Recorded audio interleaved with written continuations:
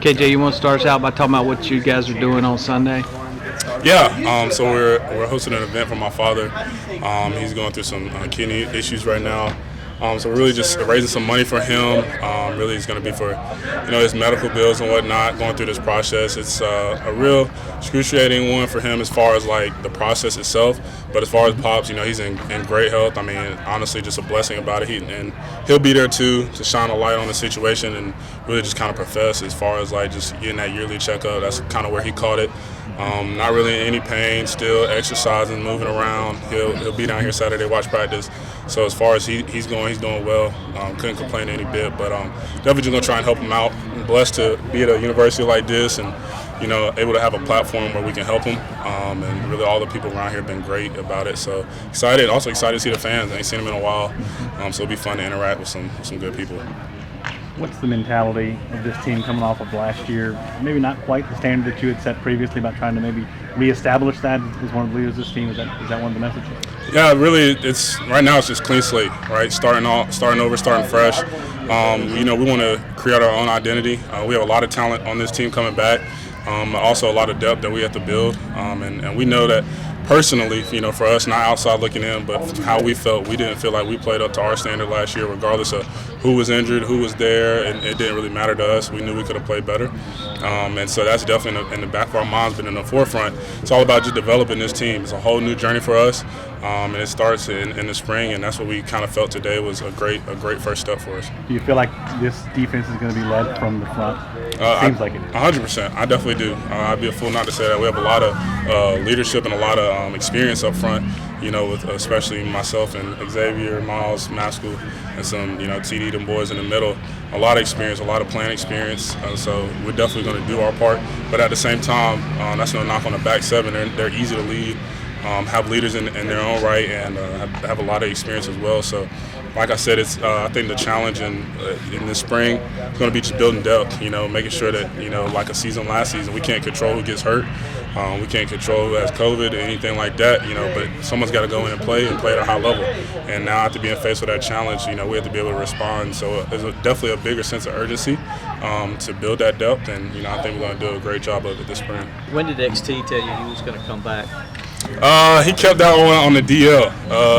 Three, which he should. That was a decision for him and his family. But I found out when y'all found out. It's being a friend, definitely had some conversations about it, throughout. But, personally, I was making my own decision too. So the last thing I wanted to do was get in his business or try and influence it either way. And that's kind of really why we, stayed away from each other as far as, communicating it too much because, we're all going through our own paths. But happy he's back. Blessed he's back. Coach Sweeney made a great point in that 2014 D-line. Sean Williams, Grady, Los, and DJ all in the league today, right?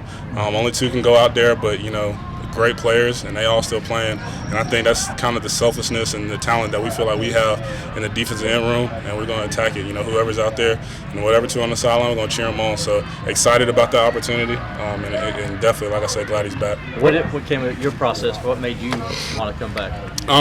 For me, I felt like a little bit had to do with just not getting the spring last year, right? So I'm just blessed to be out here because coming off that injury, I didn't even get to practice last spring.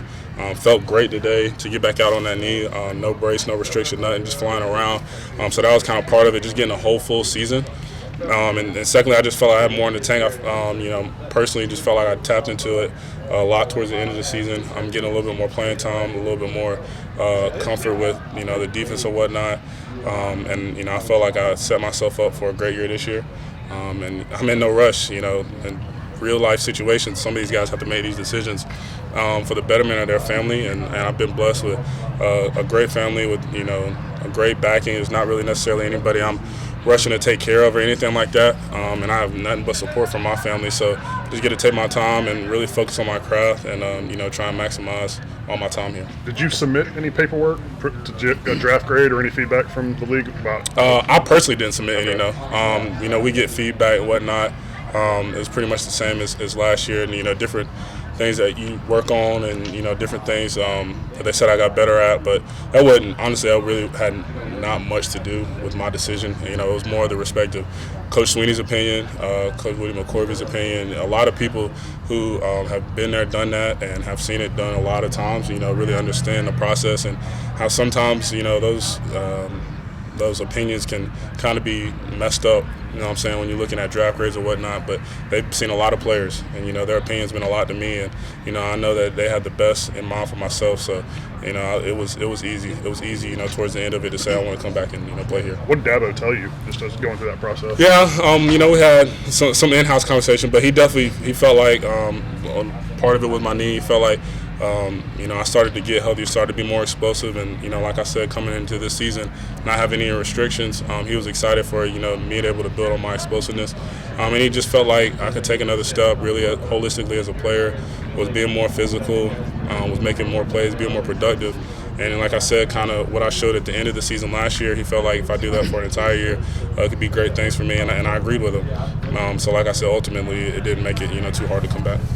I guess, did you feel like you were kind of slow at the beginning of the year? I mean, how much did you feel like? Not necessarily slow. I felt like I wasn't as fast as I have been, right? And I think, checking in with my mental health as far as like how this stuff works, it's kind of hard to really accept the fact that once you go through any type of injury, you're no longer the same person you were, right? And I think that's something that I was really having a battle with, as far as like always comparing to what I was and who I was, instead of really accepting, where I was now and, how I can build from that. So kind of once I got a grasp on that mindset, it was much easier to build. And like I said, it was, like it had nothing to do with the speed more than it had to do with just the comfort and the confidence, with what I was doing, the movements. I mean, there's some things we do on the field you can't necessarily replicate, whether it be in agility drills or whatnot. And so today, honestly, was a great first day for my mental, just being able to, like I said, work on my legs and not have any restrictions going against, our O-line. It felt really good to be back out there. You mentioned Woody McCorvey. What kind of role has he had, or what's your relationship been like with him since your time here? That's the OG. That's the man with the plan. He's the real head coach. Coach Sweeney's just like out there. But Big Wood, he's actually the head coach for y'all that don't know.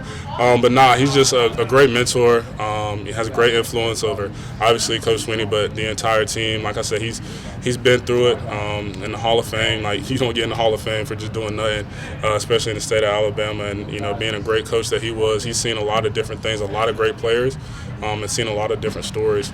And so, and my dad being a coach, he's highly respected in that regard as well from my father. So we've just had a really great connection, over the last 5 years. And his opinion definitely meant the world to me. Let's go back to the event you're going to have on Sunday. Is this something you wouldn't have been able to do without name, image, and likeness? At least one of those, good opportunities. Yeah, it would have definitely been tough to navigate.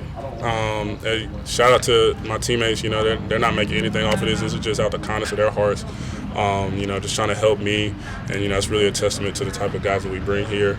But yeah, it really had nothing to do, I don't think, with the payment as far as like who's getting paid what. All proceeds going to my father's foundation. But yeah, NIL definitely kind of opens up that thought process as far as how, if it would have worked, or if we even could have done this with compliance or whatnot before all this came out. But definitely just grateful that we even get the opportunity. Obviously you haven't worked directly with Nick Eason, but what have you seen or heard about him from, the D tackles? He's the real deal. Today was the first day, but I've been impressed with him ever since I met him. First off, great, genuine guy, down to earth. And, honestly, it's kind of shaky, right? Like, with my dad being a coach, I really understand or have a pretty good grasp of how unstable this business can be in coaching. And we've had a great, uncommon stability here. So our world was kind of shaken with, Coach V and some of those guys leaving.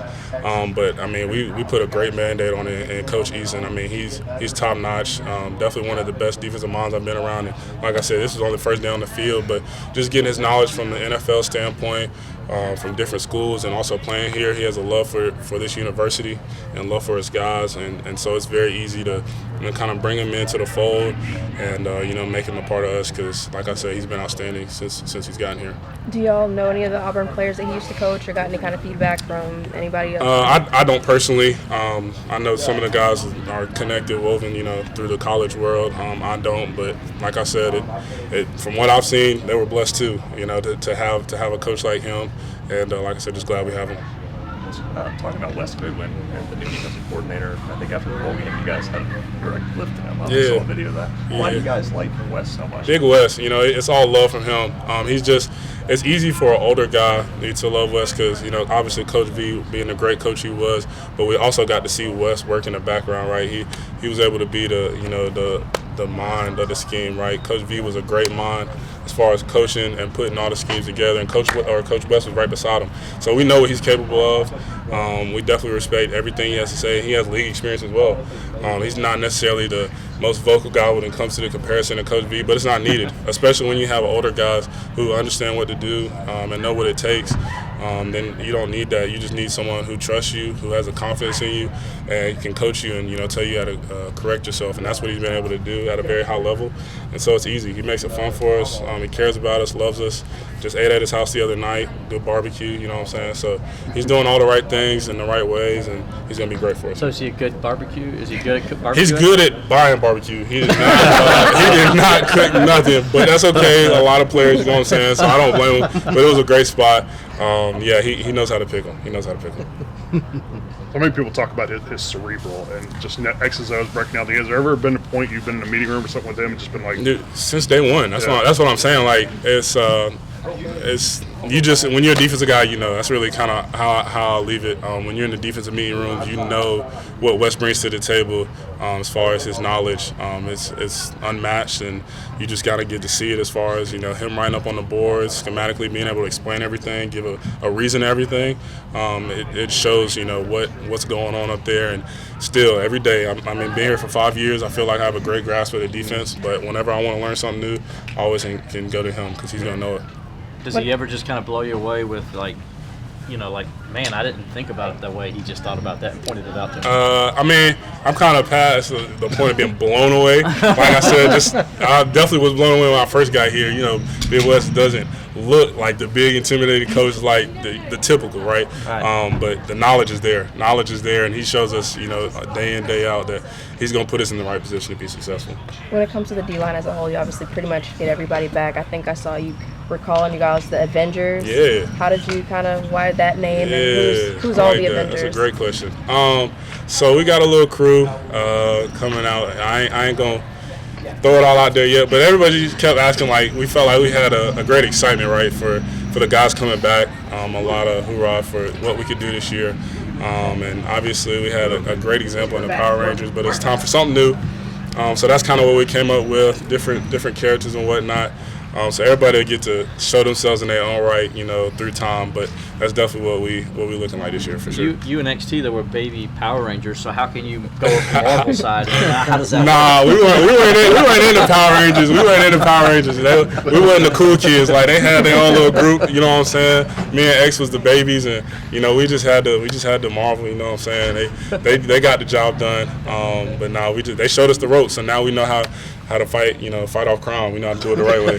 Can you reveal which Avenger you are? I am Captain America. That's me. I get that out there, and we'll leave it there. Okay.